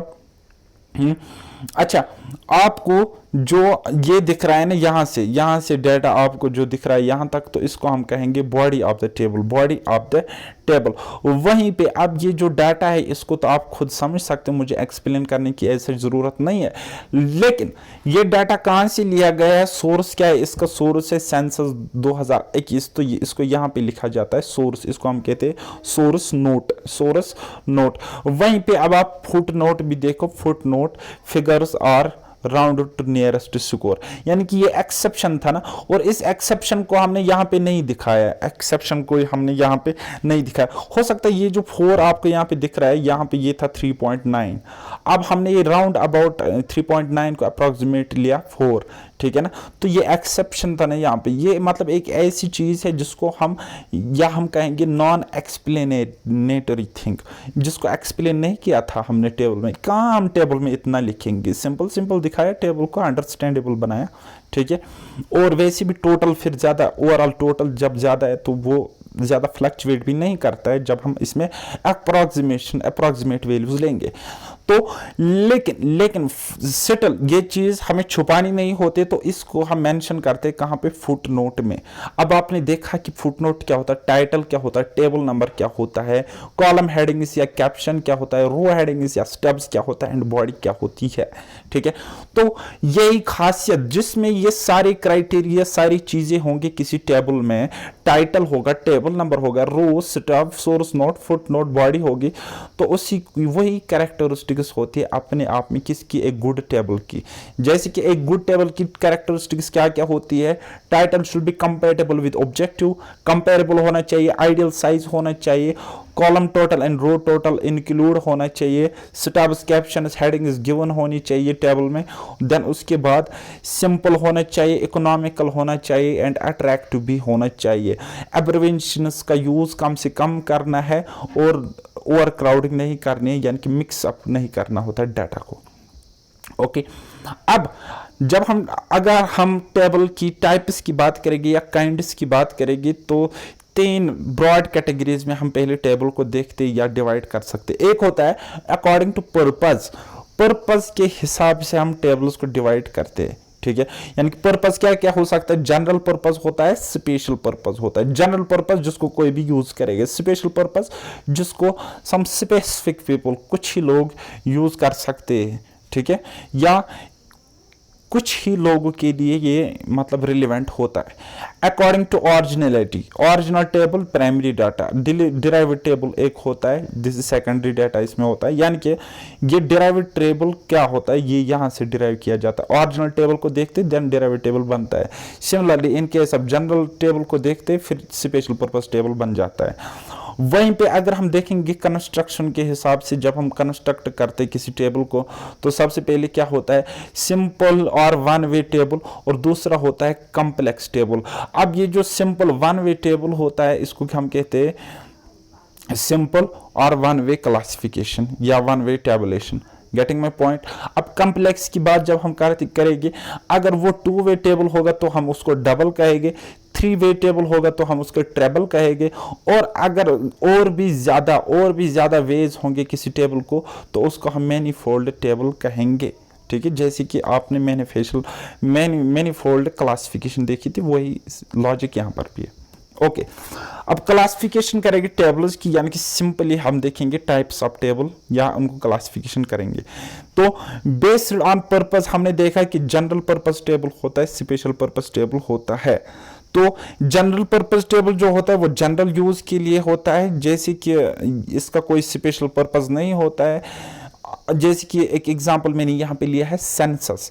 अब सेंसस क्या है, जनरल यूज के लिए है ना, तो ये एग्रीकल्चर डिपार्टमेंट के लिए भी ज़रूरी है, उसको भी वो भी इसको यूज़ कर सकते हैं, हॉस्पिटल हेल्थ डिपार्टमेंट भी यूज़ कर सकता है, एजुकेशन डिपार्टमेंट यूज़ कर सकता है, कोई एनजीओ यूज़ कर सकती है, कोई भी कॉमन इंसान इस जनरल पर्पस टेबल को यूज़ कर सकता है, ठीक है। तो इसको हम कहेंगे मास्टर टेबल। मास्टर टेबल क्यों, क्योंकि बाकी सारे टेबल यहाँ से डिराइव किए जाते हैं। जैसे कि एक बेस्ट एग्जांपल मैंने आपको सेंसस का दे दिया, यहाँ पे। अब स्पेशल पर्पस टेबल क्या होता है, इसको हम समरी टेबल कहेंगे। क्या कहते हैं बेटा, समरी टेबल कहते हैं। तो इसको मास्टर टेबल कहते हैं, इसको समरी टेबल कहते हैं। You have no need to get confused. Okay, so इसको डिराइव करते हैं हम कहां से, जनरल टेबल से। जैसे कि ये स्पेशल पर्पस को सर्व करता है, तो कुछ एग्जांपल्स अगर हम देखेंगे, सूटेबल एग्जांपल्स को हम समझने की कोशिश करेंगे। तो जैसे कि सेक्स रेशियो है। अब जब हमने सेंसस किया तो उसमें सब कुछ इंक्लूड था, लेकिन हमें कुछ ही चीज़ें वहाँ से चाहिए थी, तो हमने सेक्स रेशियो वहाँ से लिया। मेल्स का एंड फीमेल्स का रेशियो निकालना, उनकी पॉपुलेशन का रेशियो निकालना, वही होता है सेक्स रेशियो। ओके गाइस, तो अब ये पर्टिकुलर कंक्लूजन के लिए यूजफुल रहता है। पर्टिकुलर कोई मखसूस कोई खास कंक्लूजन, जैसे कि आपको कंक्लूजन चाहिए था, आपको रिजल्ट चाहिए था ratio between male and female population या सिंपली सेक्स रेशियो, तो आपको यहाँ पे ये पर्टिकुलर कंक्लूजन मिला। ठीक है, कब मिला, जब आपके पास सब समरी टेबल था, स्पेशल पर्पस टेबल था। और ये स्पेशल पर्पस समरी टेबल आपने लाया कहां से, ये तो आपने जनरल टेबल से लाया।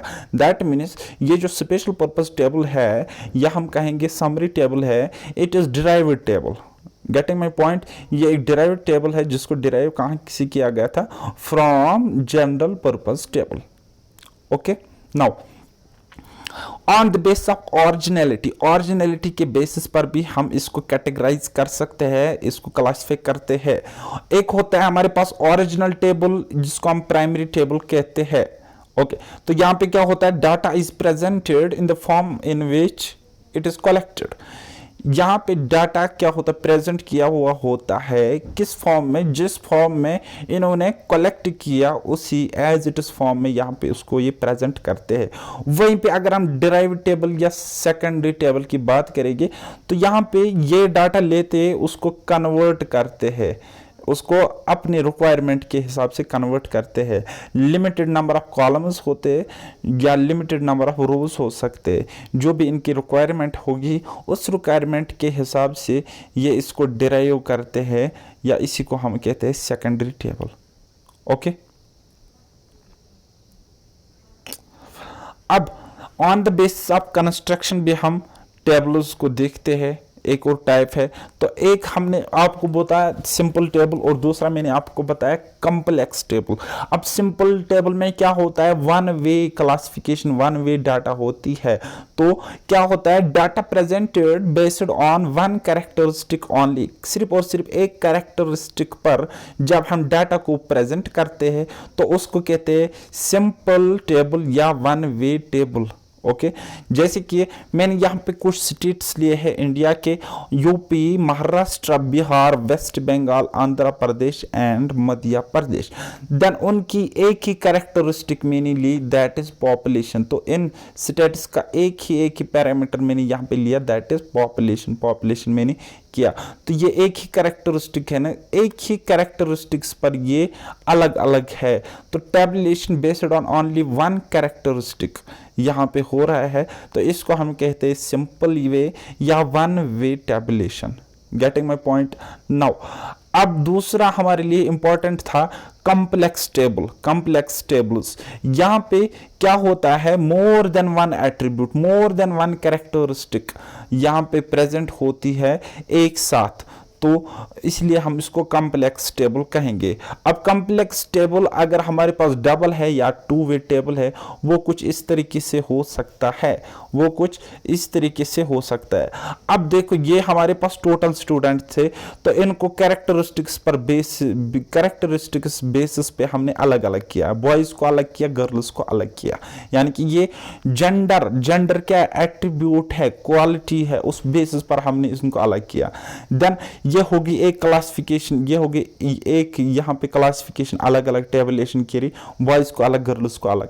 फिर हमने देखा अच्छा सपोर्ट्स को भी हमने यहाँ पे अलग अलग पार्ट्स में डिवाइड किया, सपोर्ट्स को भी अलग अलग रखा, कॉमन कैरेक्टरिस्टिक्स, कॉमन एट्रीब्यूट्स के बेसिस पर अलग अलग किया हमने। ओवरऑल ये क्या है, इन टोटल ये है सपोर्ट्स। लेकिन अब इसको फर्दर हम सेपरेट करेंगे, फुटबॉल अलग, टेनिस अलग, रनिंग अलग, ये क्रिकेट अलग।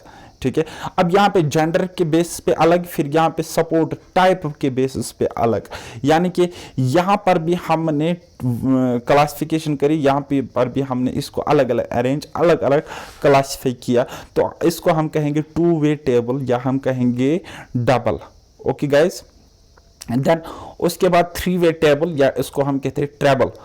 अब यहाँ पे क्या होता है, डाटा टेबुलेट होता है on the basis of three inter related characteristics. तीन कैरेक्टरिस्टिक्स के बेसिस पर यहाँ पे डाटा टेबुलेशन होती है, तो उसको हम कहते हैं थ्री वे टेबुलेशन।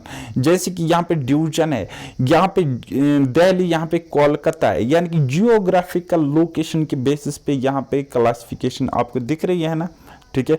देन उसके बाद मेल्स अलग, फीमेल्स अलग, कितने हो गए, होगी दो। देखो यहाँ पे आपको हो गए एक क्लासिफिकेशन, यहाँ पे कितने हो गए, अब दो। अब यहाँ पे मेल्स में लिटरेट अलग, इलिटरेट अलग, फीमेल्स में भी लिटरेट अलग, यानी कि लिटरेट इलिटरेट अलग, यानी कि यहाँ पर भी अब क्वालिटी कैरेक्टरिस्टिक लेते, उस बेसिस पे हम इसको एनालाइज करते, प्रेजेंट करते, तो हो गए कुल मिलाकर तीन। कितने, तीन कैरेक्टरिस्टिक। एक कैरेक्टरिस्टिक लोकेशन, दूसरी कैरेक्टरिस्टिक जेंडर, तीसरी characteristic literacy and illiteracy. Getting my point. फिर जाके हम इसको टैबुलेट करते हैं डाटा को, लेकिन कुल मिलाकर हम इस टैबुलेशन को कहेंगे three way tabulation of data. Three way tabulation या three way tabulation of data. और जहाँ पे three way tabulation of data होगा उसी को हम कहते हैं ट्रेबल। क्या कहेंगे, treble, TREBLE, treble. Okay, then हमारे पास अब तीन से ज्यादा, 4 वेज हो सकते, 5 वेज हो सकते, 6 वेज हो सकते, तो उस क्लासिफिकेशन को हम मैनीफोल्ड क्लासिफिकेशन कहते हैं। जैसे कि एक डाटा मैंने लिया है कहां से, अमेरिकन इकोनॉमिक एसोसिएशन, ठीक है। अब ये क्या है, यहाँ पे specified offences, specified offences, specified offences, offence मतलब जुर्म, committed by prisoners in the United States in 1980। तो इस डाटा को हमने लिया। अब यहाँ पे बहुत ज़्यादा एट्रीब्यूट्स आपको देखने को मिलेंगे। यहाँ पे classification, tabulation of data on the basis of large number of inter related characteristics आपको देखने को मिलेगा। तो इसको हम कहेंगे मैनीफोल्ड टेबुलेशन। मैनीफोल्ड, अगर क्लासिफिकेशन की बात करेंगे तो मैनीफोल्ड क्लासिफिकेशन। अब टेबुलर फॉर्म में आपको देख रहे हैं ना कि मैनीफोल्ड, बहुत सारे एट्रीब्यूट्स, बहुत सारे अलग अलग क्वालिटी कैरेक्टरिस्टिक्स इस टेबल में आपको नजर आ रहे हैं ना। तो ये टेबल क्या होगा, ये मैनीफोल्ड टेबल होगा, मैनीफोल्ड टेबल होगा। Getting my point. उसके बाद सिर्फ इतना ही है, इतना ही नहीं है, बल्कि हम ग्राफिकल रिप्रेजेंटेशन भी कर सकते हैं डाटा की। तो मैंने आपको रिप्रेजेंटेशन ऑफ डाटा में बताया कि एक टेक्स्ट के फॉर्म में, एक टेबल के फॉर्म में हम डाटा को रिप्रेजेंट करते हैं। तो टेक्स्ट के फॉर्म में जरूरी नहीं है, टेबल मैंने आपको अभी तक बताया। और तीसरा होता है ग्राफिकल रिप्रेजेंटेशन ऑफ डाटा, तो वो अब हम पढ़ने जा रहे हैं। यानी कि कहने का मतलब इतना है कि ग्राफिकली जब हम डाटा को रिप्रेजेंट करेंगे, that is known as graphical representation of data.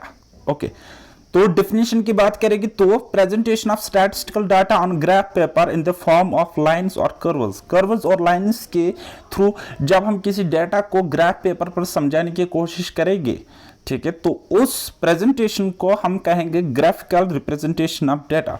कुछ मेरिट्स है, वो मेरिट क्या है कि ये कॉम्प्लेक्स डाटा को एक सिंपल वे में दिखाता है या सिंपलीफाई करता है, सिंपलीफाइज कॉम्प्लेक्स डाटा। ओके, अब ये हेल्प करता है फोरकास्टिंग में। अब आपके पास कोई ग्राफ है और कोई डाटा है, उसका ट्रेंड कुछ इस तरीके से जा रहा है, कुछ इस तरीके से जा रहा है, तो यहां तक आपका, यहां तक इसका ट्रेंड इस तरीके से रहा है। तो फोरकास्ट हम कर सकते हैं, नेक्स्ट टाइम इन फ्यूचर ये करो इस तरीके से जाएगी, यानी कि इस पॉइंट को अगर हमें प्रेडिक्ट करना है तो हम बता सकते हैं लगभग इसके अराउंड होगा। तो फोरकास्टिंग की जा सकती है। अब फोरकास्टिंग अपने आप में रिस्क है, इसलिए स्टैटिस्टिकल सब्जेक्ट भी अपने आप में एक बहुत बड़ा रिस्की सब्जेक्ट है।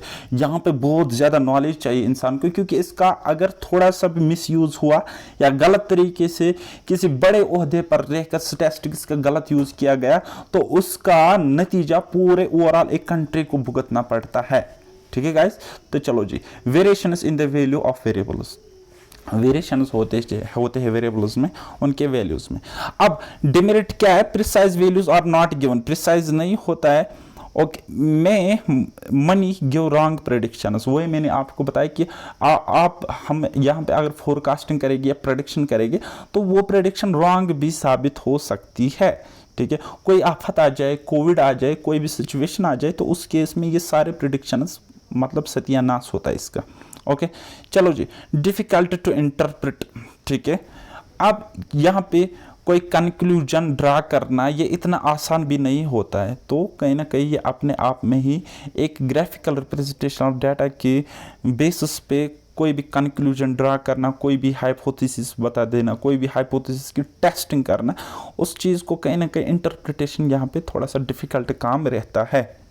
ओके, चलो जी, अब ग्राफिकल रिप्रेजेंटेशन ऑफ डाटा में हम क्या क्या पढ़ते हैं, बहुत सारी चीजें, बहुत चार्ट्स है, बहुत ग्राफ्स है, लेकिन हम मोटा मोटा पढ़ेंगे। तो सबसे पहले हमारे पास फ्रीक्वेंसी डायग्राम होता है। फ्रीक्वेंसी डायग्राम मतलब ये क्या होते हैं, फ्रीक्वेंसी डिस्ट्रीब्यूशन होती है जहां पे हम ग्राफ्स पे डाटा को रिप्रेजेंट करते हैं। तो सबसे पहला सपोज हम देखेंगे हिस्टोग्राम। हिस्टोग्राम क्या होता है, ये एक 2 डायमेंशनल डायग्राम होती है। 2 डायमेंशनल मतलब जिसकी लेंथ हो, विड्थ हो एंड ब्रेड्थ हो, राइट, या 2 dimensional, horizontal and vertical. Okay, इस तरीके से समझो। यहाँ पे क्या होता है, सेट ऑफ रेक्टेंगल्स। ये जो आप दिख रहे हो ना, ये जो आपको दिख रहा है ना, ये हिस्टोग्राम है। देखो ये यहाँ पे इस तरीके से, फिर इस तरीके से, फिर इस तरीके से, फिर इस तरीके से, फिर इस तरीके से। ठीक है, आपको शायद ये नहीं दिख रहा होगा, ये देखो, अब आपको ये लाइन्स दिख रही है ना, ये लाइन्स। ठीक है, ये हिस्टोग्राम है। ओके, चलो जी, इसको हम हिस्टोग्राम कहते हैं। और ये जो है ना, ये रेक्टेंगल्स है। अब देखो ये पर्टिकुलर रेक्टेंगल अगर हम देखेंगे 0 से स्टार्ट होता है और यहाँ इस पॉइंट पे खत्म होता है, तो 1 to 5, फिर यहाँ पे क्या है, ये 5 पे एंड हुआ तो ये हो जाएगा 5 to इस पॉइंट तक 9 है, सो 5 to 9। आपको समझ आ रही है? तो इसका जो बेस होता है ना, ये हमें इंटरवल्स दिखाता है क्लास बाउंड्रीज का, यानी कि 1 to 5 5 है। यहाँ पे देखो 1 to 5 कितना है, 5 है। ओके, और जो इसकी हाइट है, ये हमें क्या दिखा रहा है, ये कॉरस्पॉन्डिंग फ्रीक्वेंसी हमें दिखा रहा है। जैसे कि यहाँ पे 5 to 9 कितना, 11 है। अब देखो यहाँ पे 5 to 9 कितना है, यहाँ पे देखो 11 है। बात समझ आ रही है? तो ये है हिस्टोग्राम। अब लेकिन हिस्टोग्राम जो होता है, इसको हम ड्रा नहीं कर सकते डिस्क्रीट डाटा के केस में, डिस्क्रीट सीरीज के केस में, क्योंकि यहाँ पे आप टो दिख रहा है ना, टो दिख रहा है, 9 to 13, 13 to 17, 17 to 20। अब यहाँ पे 17 to 21 है। अब हो सकता है ये 9 के 9 ऐसे हो जिनका मतलब मार्क्स 18 ही हो। ठीक है, 19 में कोई लड़का ही ना हो, कोई स्टूडेंट ही ना हो। ओके, समझ में आ रहा है ना? 20 में कोई स्टूडेंट ही ना हो। तो ये कंटिन्यूस डेटा, इसलिए हम इसको इस तरीके से दिखाते हैं। और हिस्टोग्राम हमें दिखा रहा है, हिस्टोग्राम हम ड्रा कर सकते हैं कंटिन्यूस डाटा के लिए। अब डिस्क्रीट डाटा के लिए क्या होता है, उसके लिए होता है बार डायग्राम, उसको हम कहते हैं। अब बार डायग्राम के भी 2-4 टाइप्स है।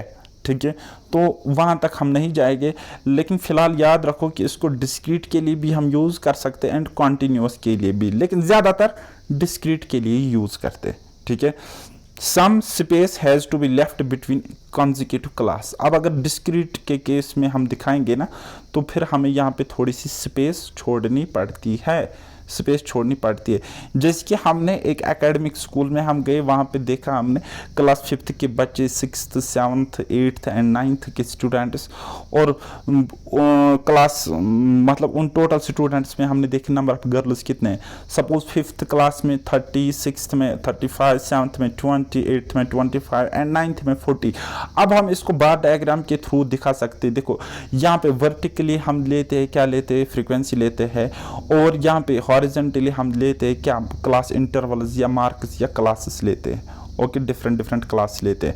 अब हॉरिजॉन्टल, इसको हम कहते हैं वर्टिकल बार ग्राफ। अब हॉरिजॉन्टल बार ग्राफ भी होता है, तो उसकी कुछ इस तरीके से होते हैं। ठीक है, कुछ इस तरीके से होते। तो उस केस में हम फ्रीक्वेंसी नीचे वाली साइड से लेते और क्लासेस ऊपर वाली साइड से लेते हैं। तो घबराने की ज़रूरत नहीं है, बस इसको समझने की कोशिश करो। ओके, सो हम ये तो आपको पता ही है कि यहाँ पे हमने इस तरीके से रखा है। Okay, so number of girls हमने रखे 5, 10, 15, 20, 25, 30, 35, 40, 45। अब अगर लेख इसमें यहाँ पे गर्ल्स होंगी, लाखों की तादाद में होते, तो हम यहाँ पे लिख सकते थे ये एक यूनिट जो हमने 5 गर्ल्स के इक्वल रखा, तो हम यहाँ पे 5 lakhs भी रख सकते थे। बात आई समझ? अपने अकॉर्डिंग हम दिखाएंगे। ओके, चलो जी। फिर देखो क्लास 5, ये जो रेक्टेंगल है ये क्लास 5 को दिखाता है, लेकिन क्लास 5 में कितने 30 है ना, तो ये 30 तक जाएगा। अब देखो 30 तक गया। क्लास 6 में कितने, क्लास 6 में कितने 35 है, तो 35 तक गया। फिर क्लास 7 में 20 है, 7 में 20, अब देखो 20 तक गया। अब देखो क्लास 8 में कितने 25, तो 25 तक गया। फिर देखो क्लास 9 में कितने, 9 में 40 है, तो देखो 40 तक गया। समझ में आया ना, मगज में आया ना? चलो जी, कुछ नहीं करना है ना। नेक्स्ट रिप्रेजेंटेशन ऑफ डाटा हम कर सकते हैं, उसको हम कहते हैं फ्रीक्वेंसी पॉलीगन। Frequency polygon. अब आपको मैंने हिस्टोग्राम समझाया ना, ओके। अब ये क्या है, ये तो आपको रेक्टेंगल्स दिख रहे हैं किसी हिस्टोग्राम के, तो इनके मिड पॉइंट्स को आप ज्वाइन करो, इनके मिड पॉइंट्स यानी कि इनके वैल्यूज को आप ज्वाइन करो, ठीक है। फिर उन पॉइंट्स को आप ज्वाइन करो, फिर आप उन मिड पॉइंट्स को आप इस तरीके से ज्वाइन करो फ्री हैंड से, तो वो जो करो आपको मिलेगी, इसी को हम कहते हैं फ्रीक्वेंसी पॉलीगन। अब ये फ्रीक्वेंसी पॉलीगन आप हिस्टोग्राम को यूज करके भी ड्रा कर सकते हो, एंड विदाउट यूजिंग हिस्टोग्राम भी आप ड्रा कर सकते हो। कैसे? जैसे कि ये पॉइंट्स है ना, हिस्टोग्राम आप मत बनाओ, बस ये पॉइंट्स देखो। ये तो यहाँ पे कोई टेबल गिवन होगा ना, उसमें डाटा गिवन होगा, तो उसके मतलब कॉरस्पॉन्डिंग कोई क्लास है, सपोज दिस कोई क्लास, दिस इज कोई क्लास, तो उसकी कॉरस्पॉन्डिंग फ्रीक्वेंसी इस तरीके से दिखाओगे, इस तरीके से दिखाओगे। हिस्टोग्राम मत करो, सिर्फ पॉइंट्स आप लोकेट करो जैसे आप ग्राफ के केस में करते हो। तो फिर आपको उन पॉइंट्स को ज्वाइन करना है फ्री हैंड करो के थ्रू, तो वो आपको बन जाएगा frequency polygon. Okay, now next हमारे पास होती है फ्रीक्वेंसी करो, तो इसको हम दूसरा नाम देते हैं क्युमुलेटिव फ्रीक्वेंसी करो। यहाँ पे हमें डाटा होता है, टेबल होता है, फ्रीक्वेंसी गिवन होती है, और अगर हम फ्रीक्वेंसी का सम ऊपर से करेंगे तो लेस देन, नीचे से करेंगे तो मोर देन, ठीक है। तो लेकिन वो लेस देन मोर देन क्या कंसेप्ट है वो मैं आपको मीडियन के केस में पढ़ाऊंगा, लेकिन फिलहाल आप यहाँ पे इतना याद रखो कि हम क्युमुलेटिव फ्रीक्वेंसी कर्व जब ड्रा करते हैं तो हमें वहाँ पे 2 कर्व्स दिखते हैं। तो एक को हम कहते हैं लेस देन ओ गिव, और एक को हम कहते हैं मोर देन ओ गिव।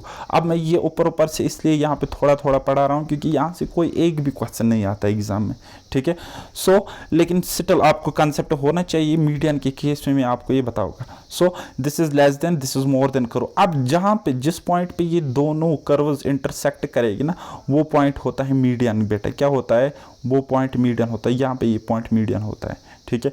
वैसे अगर आपको मीडियन नहीं निकालना आता है, आपको फार्मूला कंटिन्यूअस सीरीज या डिस्क्रीट सीरीज के लिए याद नहीं होती, मीडियन किस तरीके से फाइंड आउट करेंगे, मैं आपको यहां से एक ट्रिक डिराइव करके दे दूंगा।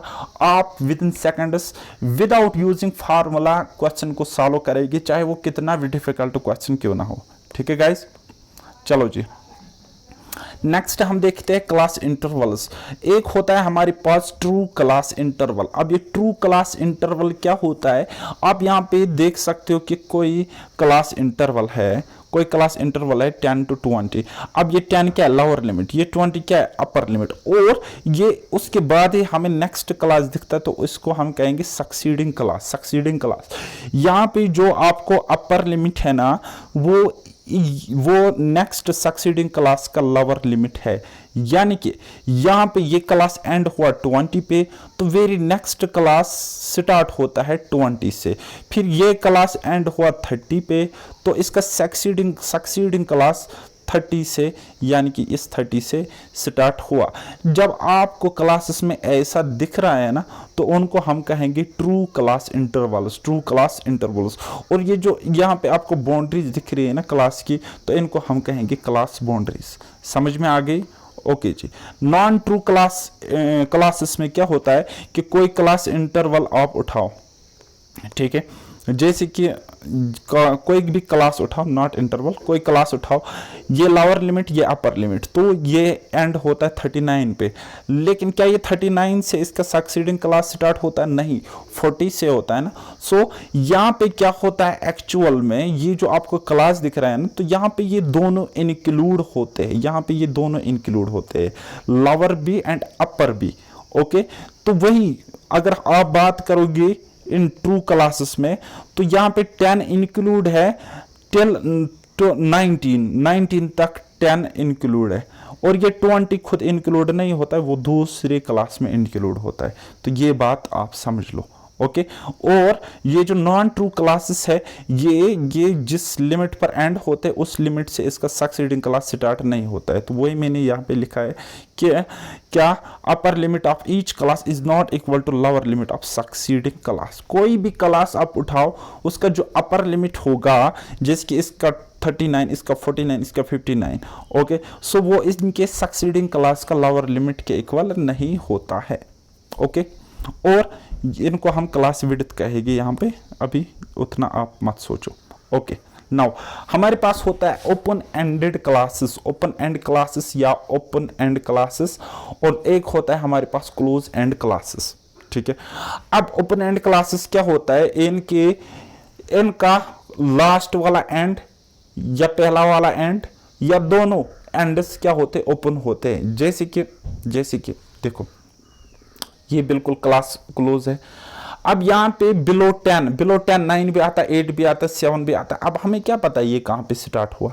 ठीक है, अब यहाँ पे 20 तक खत्म होता है, फिर यहाँ पे 20 एंड अबो, 20 अबो तो 21 भी आता है, 30 भी आता है, 40 भी आता है, 50 भी आता है। अब आप बोलोगे सर इस क्लास के अकॉर्डिंग ये अंडरस्टूड है 20 एंड अबो होगा 40। हाँ बिल्कुल आपकी बात सही, अंडरस्टूड है, लेकिन हमारे पास क्लास में गिवन नहीं है इसका एंड पॉइंट गिवन नहीं है। तो ये यहां से ओपन है और ये क्लासेस यहां से भी ओपन है, तो इनको हम कहेंगे ओपन एंडेड क्लासेस, इनको हम open ended classes, open end classes कहेंगे। वहीं पे अगर हम क्लोज एंड क्लास की बात करेंगे तो ये स्टार्टिंग से लेकर एंड तक बिल्कुल क्लोज रहते हैं, बिल्कुल क्लोज रहते, तो इनको हम कहेंगे क्लोज एंड क्लासेस या close ended classes. When limits are specified at both ends, that are known as, those classes are known as open end classes. Getting my point. So guys, अब आप इसका comparison खुद करना, मैं Telegram पे एक comparison pick डालूंगा कि क्लासिफिकेशन एंड टेबुलेशन में डिफरेंस क्या है, उसको समझने की कोशिश करना, क्योंकि क्वेश्चन वहां से आते हैं, मुझे भूल गया इस पीडीएफ में वो ऐड करना। सो गाइज, मिलते हैं अब हम किसी नए टॉपिक में, किसी नए लेक्चर में। मोस्ट प्रोबेबली मैं यहाँ पे या तो इंडेक्स नंबर स्टार्ट करोगे या फिर measures of central tendency start करूँगा। सो गाइस, एक काम करना, मेरी चैनल को यूट्यूब पे जाके सब्सक्राइब करना, और उसके अलावा टेलीग्राम चैनल से भी जुड़ना। मुझसे पेड में अगर किसी ने अभी तक मतलब पढ़ा है या पढ़ना चाहता है तो एप्लीकेशन डाउनलोड करे और मुझसे जुड़े। बाकी श्योरिटी के साथ यू विल रॉक। 20 मार्क्स हम टारगेट कर रहे हैं from both portions, mathematics and statistics. So guys, मिलते हैं नेक्स्ट लेक्चर में, तब तक के लिए बाय बाय, टेक केयर, अल्लाह हाफिज़, और मेहनत करते रहिए।